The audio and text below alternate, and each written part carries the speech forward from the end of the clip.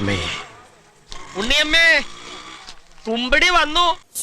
Doctor Jayaraj, വന്നല്ല Vanamala. 2018-19 കാലഘട്ടത്തിലാണ് യുവതീ പ്രവേശവുമായി ബന്ധപ്പെട്ട വിവാദങ്ങളൊക്കെ ചർച്ചയാവുന്നത്. അതിനുശേഷം 3 തിരഞ്ഞെടുപ്പുകൾ കൂടി കടന്നുപോയി. എല്ലാവരും ഏതാണ്ട് ആ വിവാദങ്ങളൊക്കെ മറന്ന മട്ടായിരുന്നു. ഇപ്പോഴതെല്ലാം ഒരിക്കൽ കൂടി ഓർമ്മിപ്പിക്കുന്ന തരത്തിൽ ഈ കഴിഞ്ഞ ദിവസത്തെ പമ്പാ സംഗമം നടത്തിയത് രാഷ്ട്രീയമായി മണ്ടത്തരമായോ? അത് ഉത്തരം പറ. അത് ശബരിമല മാസ്റ്റർ പ്ലാനുമായിട്ട് ഡെവലപ്മെന്റ് പ്ലാനുമായിട്ട് ബന്ധപ്പെട്ടിട്ടാണ് ചർച്ചകളെല്ലാം സംഘടിപ്പിച്ചത്. ശബരിമലയുടെ എക്കോ സെൻസിറ്റിവിറ്റി മെയിൻറ്റെയിൻ ചെയ്യുക, ശബരിമലയിൽ സസ്റ്റൈനബിൾ ഡെവലപ്മെന്റ് കൊണ്ടുവരിക, ശബരി റെയിൽ പുനഃസ്ഥാപിക്കുക, അവിടെ പറ്റുമെങ്കിൽ വിമാനത്താവളം ഉണ്ടാക്കുക, ഇങ്ങനെയൊക്കെയുള്ള സതുദ്ദേശത്തോടു കൂടി ആ സംഘടിപ്പിച്ചതിനകത്ത് ടെക്നിക്കൽ സെഷൻസ് ആയിരുന്നു. 3 സെഷൻസ് ആയിട്ടാണ് നടത്തിയത്. അതിൽ ഒരു ടെക്നിക്കൽ സെഷനകത്ത് 600 പേരും, ഒരു ടെക്നിക്കൽ സെഷനകത്ത് 400 പേരും, ഒരു ടെക്നിക്കൽ സെഷനകത്ത് ഏതാണ്ട് 550ഓളം പേരുമാണ് പങ്കെടുത്തത്. അതിൽ ഒരു ടെക്നിക്കൽ സെഷന്റെ അറ്റൻഡൻസ് മാത്രം എടുത്തു വെച്ചിട്ട് 600 പേർ മാത്രമാണ് പങ്കെടുത്തത്. ആളുകൾ കുറഞ്ഞുപോയി.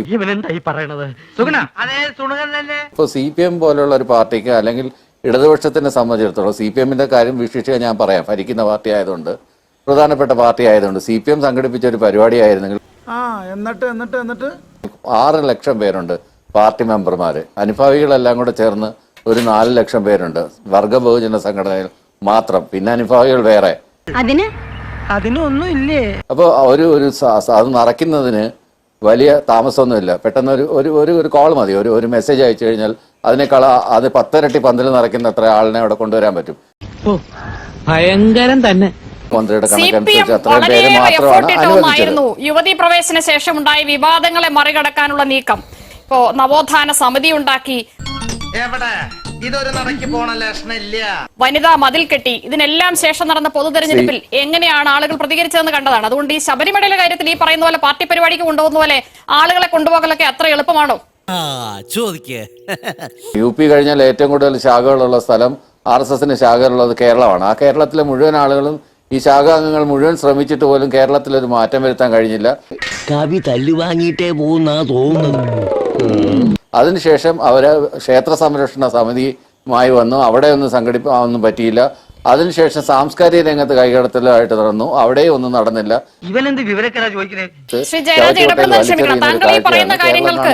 കേരളത്തിലെ അയ്യപ്പ സംഘവുമായി എന്താണ് ബന്ധം? അയ്യപ്പ സംഗമത്തിന് ആളെത്താതിരുന്നത് ഇതൊക്കെ കൊണ്ടാണോ? അയ്യപ്പ സംഗമത്തിന് ആൾ നിറയ്ക്കുക എന്നുള്ളതല്ലല്ലോ പ്രശ്നം. ജനങ്ങളെ വിശ്വാസത്തിലെടുത്തോണ്ട് അതിനകത്ത് താല്പര്യമുള്ള ആളുകളെ മാത്രം പങ്കെടുപ്പിച്ചുകൊണ്ട് ഒരു സമ്മിറ്റ് നടത്തുക.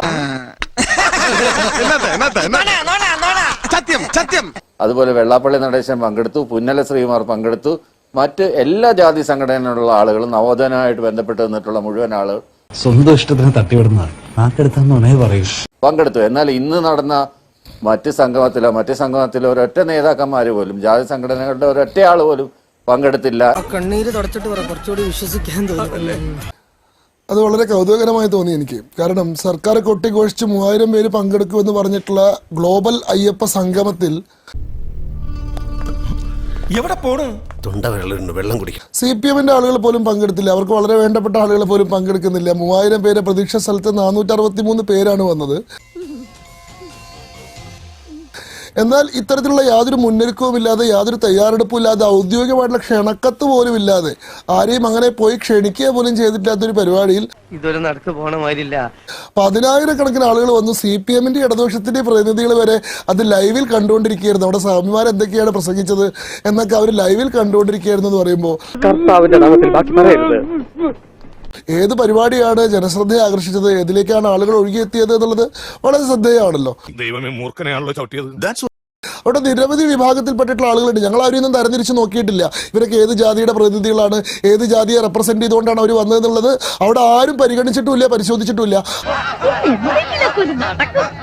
അവിടെ വന്ന മുഴുവൻ ആളുകളും ഒരു വികാരം കൊണ്ട് വന്നവരാണ്. അവർ അയ്യപ്പസ്വാമിയുടെ ഭക്തരാണ് എന്നുള്ള വികാരം കൊണ്ട് വന്നവരാണ്. ഇങ്ങനെ പോയാൽ സംഗതി കുഴയും. അവിടെ വന്നതിൽ ഒരാൾ പോലും ഈ സംഗമത്തിന് വന്നിട്ടില്ലെങ്കിൽ നാളെ തൊട്ട് നിങ്ങളെ തൊഴിലുറപ്പിന് വിളിക്കില്ല എന്ന് പേടിച്ചിട്ട് വന്നവരല്ല. അവിടെ വന്നതിൽ ഒരാൾ പോലും 500 രൂപയും ബിരിയാണി കിറ്റും കിട്ടും എന്ന് പ്രതീക്ഷിച്ച് വന്നവരല്ല. അവരുടെ ആരുടെയെങ്കിലും ബന്ധുക്കൾ സഹകരണ സംഘത്തിലോ സഹകരണ ആശുപത്രിയിലോ മറ്റ് സ്ഥാപനങ്ങളിലോ ജോലി ചെയ്യുന്നുണ്ട്, വന്നിട്ടില്ലെങ്കിൽ അവർക്കെതിരെ പ്രതികാര നടപടി ഉണ്ടാവുമെന്ന് പേടിച്ച് വന്നവരല്ല. ഇത് വടി കൊടുത്ത് അടി വാങ്ങുന്ന പരിപാടിയാണല്ലോ ബാബു. അവരെല്ലാവരും സ്വയം പ്രേരിതരായിട്ട് വന്നവരാണ്. അവരെല്ലാവരും സെൽഫ് മോട്ടിവേറ്റഡ് ആണ്. അവർ അയ്യപ്പ സ്വാമിയുടെ ഭക്തരായതുകൊണ്ട് അവിടെ അയ്യപ്പ സ്വാമിയുടെ പേരിലൊരു സംഗമം നടക്കുമ്പോൾ അത്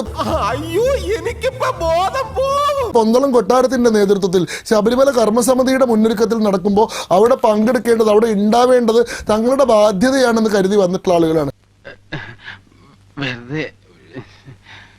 ഇവിടെ നോക്കൂ, 7 കോടി രൂപ ചെലവഴിച്ചിട്ടാണ് ഇടതുപക്ഷ സർക്കാർ ഇങ്ങനെ ഒരു വലിയ സംഗമം നടത്തിയെന്ന് പറഞ്ഞു. അവിടെ വന്നിട്ടുള്ള ആളുകളുടെ എണ്ണം നമുക്കറിയാം. ഗോവിന്ദമാഷ് പറയുന്നത് അതൊക്കെ AI ആണ് എന്നാണ് പറയുന്നത്.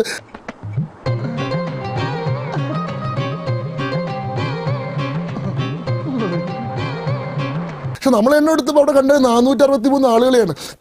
നമ്മളിതിനെ ഒന്ന് ഹരിച്ചു കഴിഞ്ഞാൽ ഒരാളുടെ മുകളിൽ 1,51,000 രൂപ ചെലവ് നടത്തിയിട്ടാണ് ഇങ്ങനെ ഒരു വിശാല സംഗമം നടത്തിയത്. എന്നാൽ ഒരു കുഴപ്പമില്ല, സന്തോഷമുള്ള മക്കളെ, സന്തോഷായി. ഇവിടെ വന്ന പ്രതിനിധികൾ നോക്കൂ. പക്ഷെ അങ്ങനെ പറയരുത് ശ്രീ ശങ്കുട്ടിദാസ്. കഴിഞ്ഞ ദിവസം ദേവസ്വം മന്ത്രി വ്യക്തമാക്കിയതനുസരിച്ചാണെങ്കിൽ 4,226 പേര് പങ്കെടുത്തു. അമേരിക്ക, കാനഡ, ശ്രീലങ്ക പറയുന്ന നിനക്കില്ലേലും കേൾക്കുന്ന എനിക്കില്ലടാ ഒരു ചളുപ്പ്. പിന്നെ ഇന്ത്യയിലെ ഏതാണ്ട് എല്ലാ സംസ്ഥാനങ്ങളും വടക്കിഴക്കുന്ന അസം അടക്കം എല്ലായിടത്തു നിന്നുമുള്ള ഭക്തരുടെ എണ്ണത്തിന്റെ പട്ടിക വാസവൻ മന്ത്രി വായിച്ചിരുന്നു. എങ്ങനെയാണെങ്കിൽ കുറെ പേരെങ്കിലും അദൃശ്യരായിരുന്നിരിക്കുമെന്ന് വേണം ഞാൻ മനസ്സിലാക്കുന്നത്. കാരണം ഞാൻ ആ പരിപാടിയുടെ ധാരാളം വിഷ്വൽസും ധാരാളം റഷസും അതേപോലെ തന്നെ ഫോട്ടോസും ഒക്കെ കണ്ടിട്ടുള്ളതാണ്. അവിടെ പങ്കെടുത്തിട്ടുള്ള ആളുകൾ ഫേസ്ബുക്കിൽ, എൻ്റെ സുഹൃത്തുക്കളായിട്ടുള്ള ചില ആളുകൾ ഫേസ്ബുക്കിൽ അവരുടെ സെൽഫികൾ ഇട്ടിട്ടുണ്ട്. ഞാൻ കണ്ടത് അവർക്ക് പുറകിലിരിക്കുന്ന ചെയറുകൾ മുഴുവൻ ഒഴിഞ്ഞിരിക്കുന്നതായിട്ടാണ്. ഇനി മരം കയറ്റം തന്നെയാ നല്ലത്. പിണറായി വിജയൻ പങ്കെടുത്തിട്ടുള്ള പൊതുസമ്മേളനത്തിന്റെ പോലും വേദിയിൽ 3/4 ഭാഗത്തോളം ചെയറുകൾ ഒഴിഞ്ഞു കിടക്കുന്ന കാഴ്ചയാണ് ഞാൻ കണ്ടിട്ടുള്ളത്. അതാണ് ബഹുഭൂരിപക്ഷം മലയാളികളും ആ പരിപാടിയുമായി ബന്ധപ്പെട്ടിട്ടുള്ള വിഷ്വൽസ് കണ്ടിട്ടുള്ള ആളുകൾ മുഴുവൻ കണ്ടത്. ഇനി അതെങ്ങനെയാണ് ഈ പറയുന്നത് പോലെ AI ആണോ മറ്റെന്തെങ്കിലും സാങ്കേതിക വിദ്യ കൊണ്ട് മഹാവിജയമായിട്ടൊരു സംഭവത്തെ ഇവിടുത്തെ മാധ്യമങ്ങൾ മുഴുവൻ എല്ലാവരും കൂടി സംഘടിതമായിട്ട് ചുരുക്കിയതാണോ എന്ന് എനിക്കറിയില്ല. പിണറായി വിജയൻ ഭക്തനാണ് എന്ന വെള്ളാപ്പള്ളി നടേശന്റെ പരാമർശം അതേ രീതിയിൽ നിൽക്കുകയാണ്. മത്തായി ചാക്കോ വിശ്വാസിയായിരുന്നു എന്ന് പറഞ്ഞ ബിഷപ്പിനെ നികൃഷ്ട ജീവി എന്ന് വിളിച്ച പിണറായി വിജയൻ വെറുതെ കഴിഞ്ഞ ആഴ്ച നടന്ന കാര്യങ്ങൾ പറഞ്ഞ് എന്നെ നാറ്റിക്കരുത്. എന്തുകൊണ്ടാണ് വെള്ളാപ്പള്ളിയുടെ പരാമർശത്തോട് ഇപ്പോഴും മൗനം പാലിക്കുന്നതെന്ന് ബുദ്ധനാണ് സത്യം. ഞാൻ ആ വ്യാളി തലതല്ലി ചാവും. അതിനകത്ത് MA ബേബി സഹ പ്രതികരിച്ചിട്ടുണ്ടല്ലോ വളരെ വ്യക്തമായ ഭാഷയിൽ. പിണറായി വിജയൻ ആരാണെന്ന് എനിക്കറിയാവുന്ന രീതിയിൽ MA ബേബിയുടെ സ്റ്റേറ്റ്മെന്റ് വന്നിട്ടുണ്ട്. അത് നികേഷ് ചിലപ്പം കണ്ടിട്ടുണ്ടാവില്ല. അത് പറയുന്നത് വിശ്വസിക്കരുത്. ഇവൻ ഭക്ഷണം കഴിക്കാനും കള്ളം പറയാനും മാത്രമാണ് വാ തുറക്കുന്നത്. അതുകൊണ്ടാണ് നികേഷ് എന്നുണ്ടോ? അവിടുത്തെ വിഷയം, പ്രധാനപ്പെട്ട വിഷയം എന്താ? പിണറായി വിജയൻ ഭക്തനാണോ എന്ന് MA ബേബി അല്ലല്ലോ പറയേണ്ടത്. നീ അറിഞ്ഞോ? ഞാൻ പിന്നെ ആവശ്യത്തിന് പത്രലേഖകരെ കാണുന്നുണ്ട്. നിയമസഭയിൽ പരിപാടി കൊടുക്കുന്നുണ്ട്. പോളിറ്റ് ബ്യൂറോ സെക്രട്ടറിയാണ്, പോളിറ്റ് ബ്യൂറോ പാർട്ടിയുടെ പരമോന്നത നേതാവാണ് MA baby. Polit bureau secretary പറഞ്ഞാൽ അതിന് താഴെയുള്ളവർ അത്രേ ഉള്ളൂ. പോളിറ്റ് ബ്യൂറോ സെക്രട്ടറിയാണ് MA ബേബി. അത് ആദ്യം മനസ്സിലാക്കൂ, പാർട്ടിയുടെ ഘടന മനസ്സിലാക്കൂ.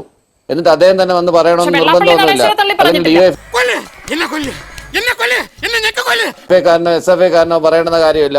കേരള ജനതയ്ക്ക് അറിയാം, കേരള ജനതയ്ക്ക് അറിയാം വളരെ. അത് അദ്ദേഹത്തിന്റെ അഭിപ്രായമാണ്. വെള്ളാപ്പള്ളി നടേശന് അഭിപ്രായം പറയാനുള്ള സ്വാതന്ത്ര്യമില്ലേ? വെള്ളാപ്പള്ളി നടേശൻ പറയട്ടെ. വെള്ളാപ്പള്ളി നടേശൻ പറയേണ്ടത് വെള്ളാപ്പള്ളി നടേശനെ തിരുത്തേണ്ട സ്ഥലത്തല്ല, വെള്ളാപ്പള്ളി നടേശനെ തിരുത്തുന്നുണ്ട്. ആവശ്യമുള്ള സ്ഥലങ്ങളിലെല്ലാം ഇങ്ങനെയാണെങ്കിൽ ഞാൻ കളിക്കല്ല, ഞാൻ നേരെ ചിറാപുഞ്ചിയിൽ പോയി മണം വിൽക്കാൻ പോണു. തിരുത്തുന്നുണ്ട്. മത്തായി ചാക്കോ വിശ്വാസിയാണ് എന്ന് പറഞ്ഞ ഒരു ബിഷപ്പിനെ നികൃഷ്ട ജീവി എന്ന് വിളിച്ചയാളാണ് പിണറായി വിജയൻ. അദ്ദേഹത്തിന് എന്തേ വെള്ളാപ്പള്ളി നടേശന് മറുപടി കൊടുക്കാൻ നാവ് പൊന്താത്തത്? എന്തോ ഞാൻ എന്താ പറഞ്ഞു? അതിന് തന്നാരും വിളിച്ചില്ല. വിളിച്ചു തന്നെയല്ലേ താക്കുന്നത്? എങ്ങനെയാ ആവശ്യത്തെ കാര്യങ്ങൾ ഇടപെടുത്താ? പക്ഷെ മത്തായി ചാക്കോ വിശ്വാസിയാണെന്ന് പറഞ്ഞതിനെ അല്ല, മത്തായി ചാക്കോയ്ക്ക് അന്ത്യകൂദാശ കൊടുത്തത് ബിഷപ്പാണെന്ന് പറഞ്ഞതിനെയാണ്. ആ ഭാഷയാണ് ഒരു മരണത്തിന് വരെ മുതലെടുക്കാൻ വേണ്ടി മതമേലധ്യക്ഷന്മാർ ശ്രമിച്ചപ്പോൾ അതിനെതിരെയാണ് പ്രതികരിച്ചത്. ഇതിനെ കൂട്ടി വായിക്കരുത്. ആ ഒരു വിഷയത്തിന് അത് രണ്ട് കോണ്ടാക്ട് രണ്ട് കോണ്ടാക്സ്റ്റ് ആണ്. അതിന്റെ വികാരപരമായിട്ടുള്ള സിറ്റുവേഷനും വേറെയാണ്. എന്തോന്നാടോ ഇത്? എവിടെ നിന്ന് കിട്ടിയോടോ ഈ ഉണ്ടാക്കണേ? ഒരാൾ സതുദ്ദേശത്തോടു കൂടി പറയുന്നതും ഒരാൾ ദുരുദ്ദേശത്തോടു കൂടി പറയുന്നതും അത് രണ്ടാണ്. അത് തിരുത്തപ്പെടേണ്ടുന്ന സ്ഥലങ്ങളിലെല്ലാം വെള്ളാപ്പള്ളി നടേശനെ ആണെങ്കിലും തിരുത്തിയിട്ടുണ്ട്. അതായത് ചില കാര്യങ്ങൾ ബിഷപ്പ് പറഞ്ഞത് അതിശക്തമായ മറുപടി ദുരുദ്ദേശത്തോടു കൊടുത്തിട്ടുണ്ട്. കൂടിയായിരുന്നു. വെള്ളാപ്പള്ളി അത് നടേശൻ പറഞ്ഞത് വെള്ളാപ്പള്ളി സതുദ്ദേശത്തോടു നടേശൻ കൂടിയാണ്. അതാണോ CPM-ന്റെ നിലപാട്? പിന്നെ ചൂടാണ്ട് AC ഒന്നും ഇല്ല അത് എന്നല്ലല്ലോ, വളരെ കൃത്യമായിട്ട് MA ബേബി വളരെ കൃത്യമായിട്ട് മറുപടി നൽകിയിട്ടുണ്ട് അതിനെക്കുറിച്ച്. അതിനപ്പുറത്ത് എനിക്കൊന്നും പറയാനില്ല. അതിനകത്ത് വ്യക്തതയില്ലെങ്കിൽ നേരിട്ട് നിങ്ങൾ ചോദിക്കുക, കാണുമ്പോൾ ചോദിക്കുക. എനിക്ക് ഇത്രയേ ഉള്ളൂ.